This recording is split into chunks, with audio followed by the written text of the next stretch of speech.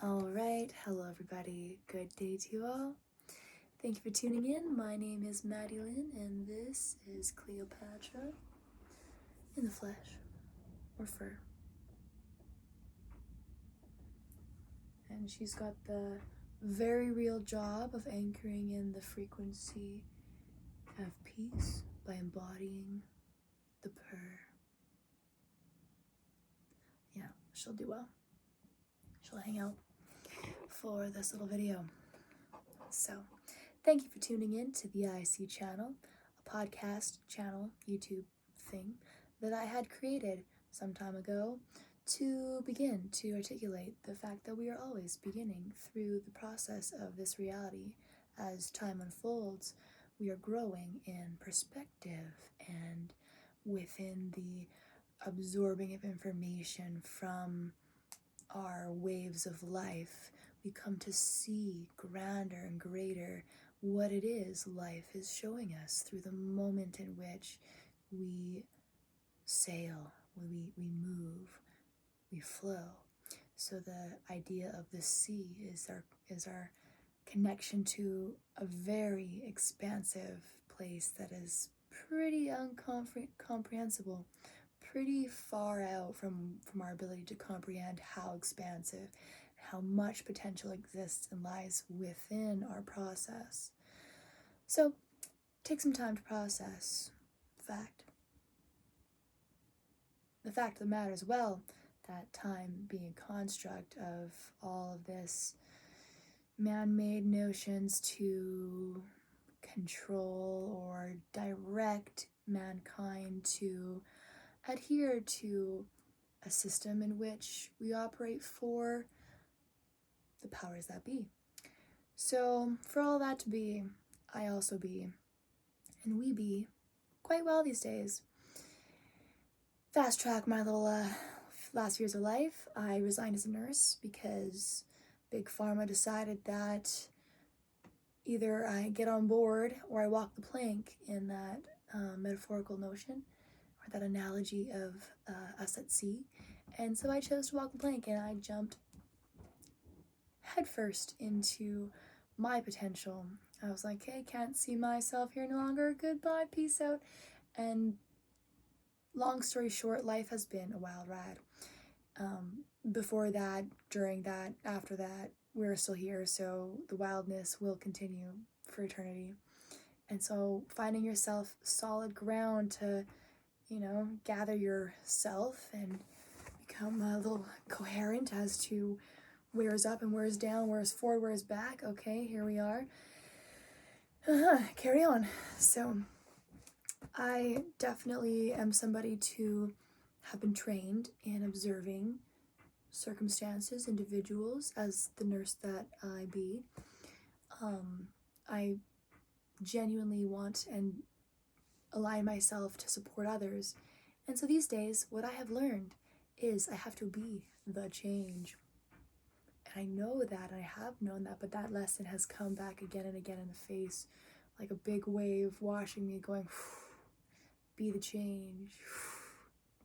Work for yourself.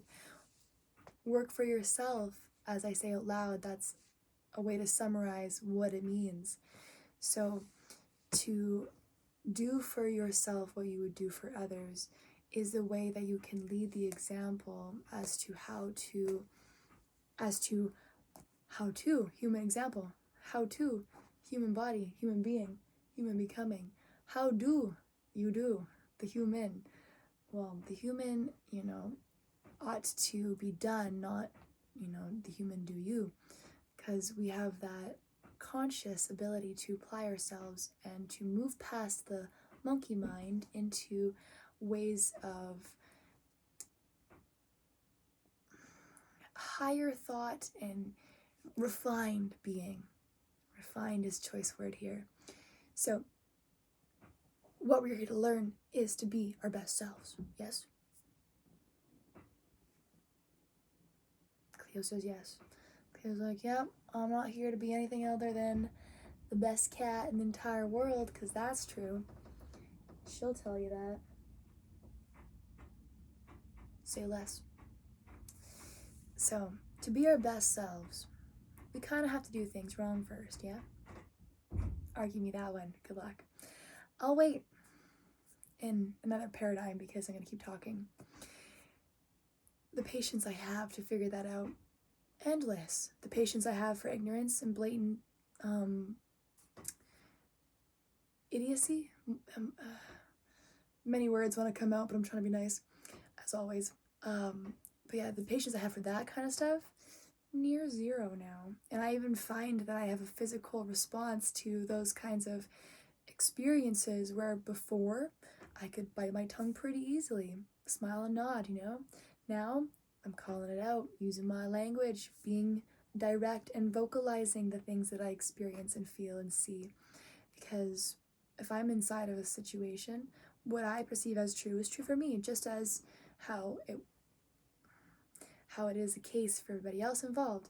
So just as much as other people have the right to speak their piece in parts, you also, the individual inside of that context, do also deserve your place to be seen, heard, and experienced. It is valid. You and all that you do is valid and are valid. Fun fact. Right? So, we grow in this ability to have confidence in our place, and trial and error is inside of this and doing things wrong. So that feedback system, the feedback loop of, maybe not speaking up and then finding out why too, or maybe speaking up things that were not solidified in any sort of rationale and then being, called out because you had been talking out of your ass. Oh, talking out of your ass. Trial and error. You must find out why not to do things and who you are not to then discover who you are. The mistakes it takes. A title I've written down, maybe it's an album, maybe it's a book. The whole idea is I've reflected upon this idea and I have had a narrative in my mind and I've spoken it aloud in my own speech. I've made probably every mistake possible for the context of my existence. And we can talk about it if you're interested. Whatever do you mean, Maddie Lynn? What mistakes could you have made? Probably all of them. Probably at least more than one. And so from doing things wrong, your system, the divine design of being human, tells you, that's a little too far there, it's a little too far there, come back, rein it in, for the notion of balance. Because balance is our universal guide. The manual for being neutral. Another book title. Don't take them, okay?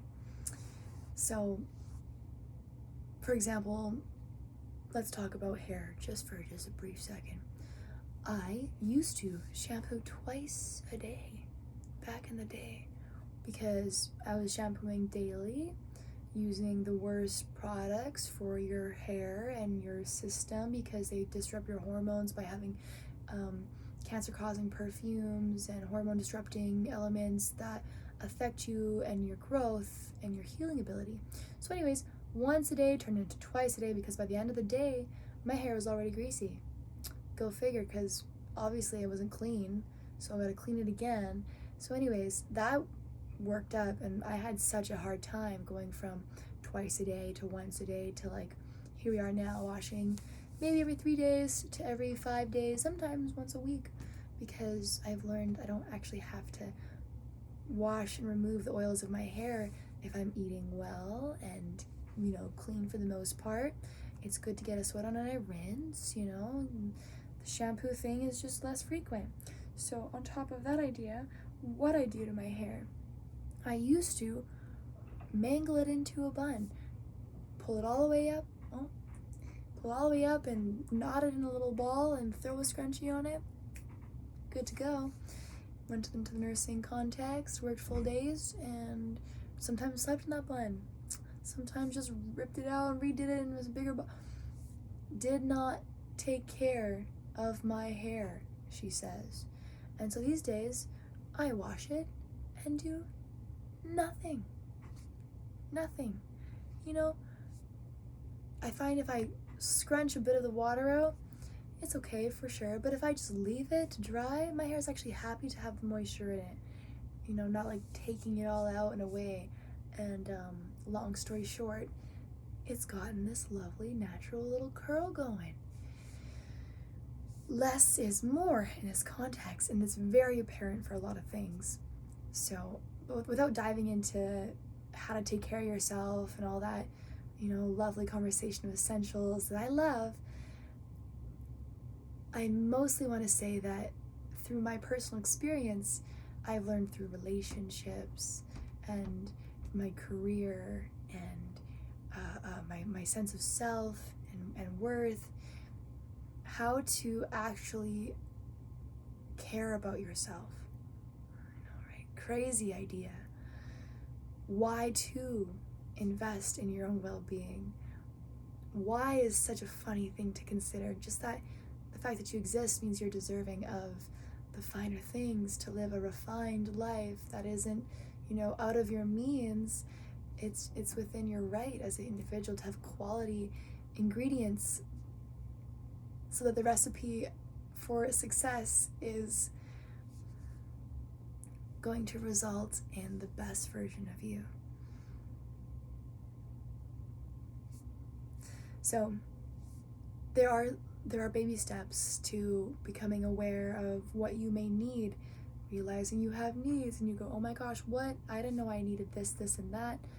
Well, eventually your body's telling you these things, and maybe it's not loud enough or clear enough, so an experience happens. Injury. Drama. Losing your job. Things happen so that you can reconfigure your energy and be more on track with where you are going. Sometimes reflecting is the thing that'll help. Sometimes opening up to somebody else is the thing that'll help. I'm not here to say what you need. I'm just here to say this is kind of the process, and kind of loosely, vaguely, I've been inside of it.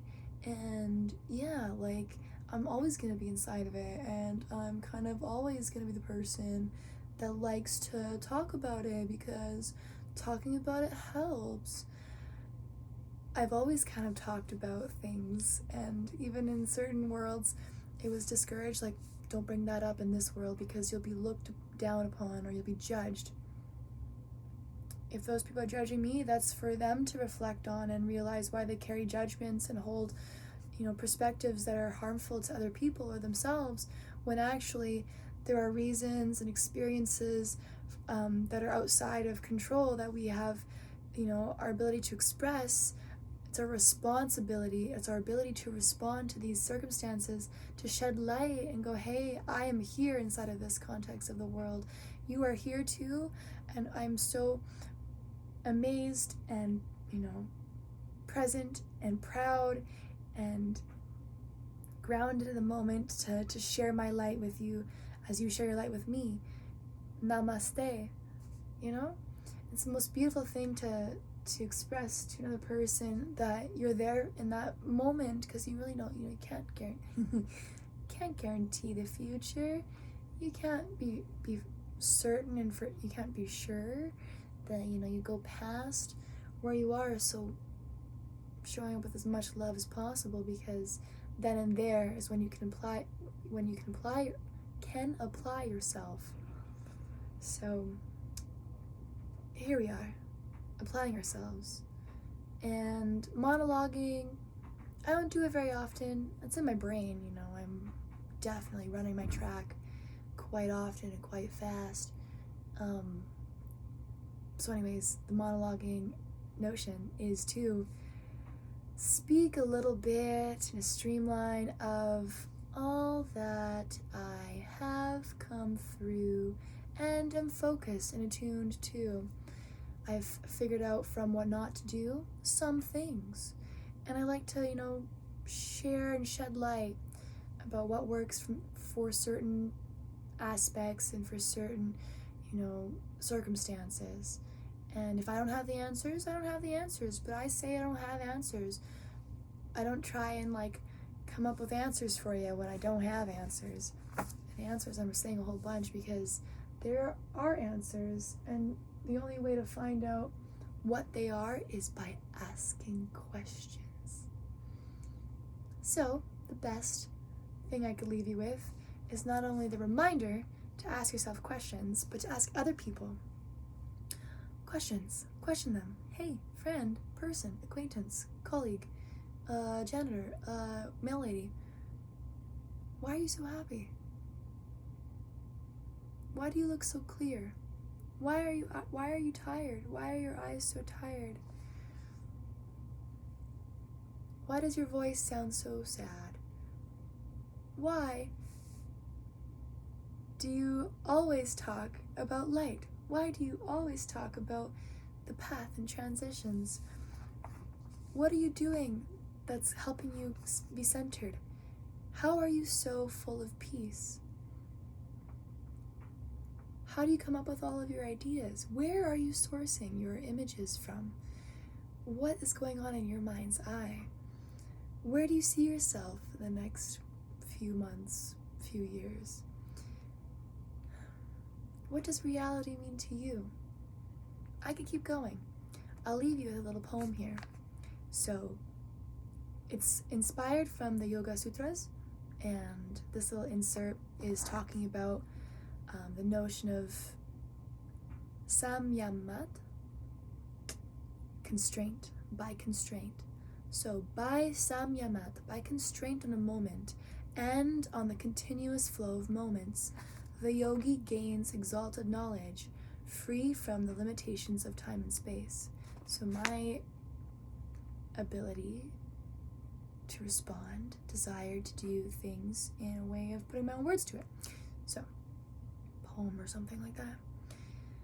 I go and write, be fixed on a moment ago, where becomes flow, which is true cognizance, sacred to know.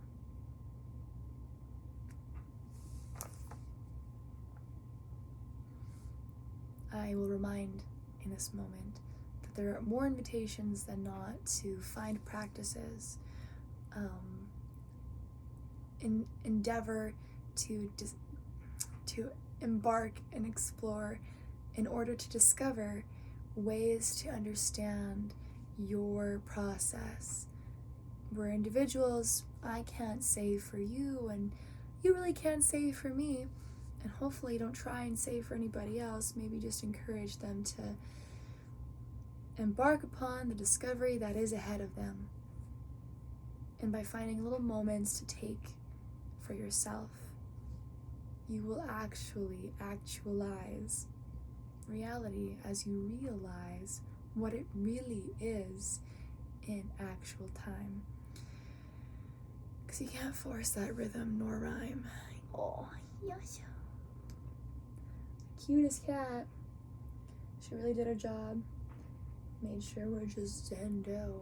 So if you need a little zen, watch this video again, or reach out and ask me questions. I'm here for it. Until then, much love and peace. Adios, yogis.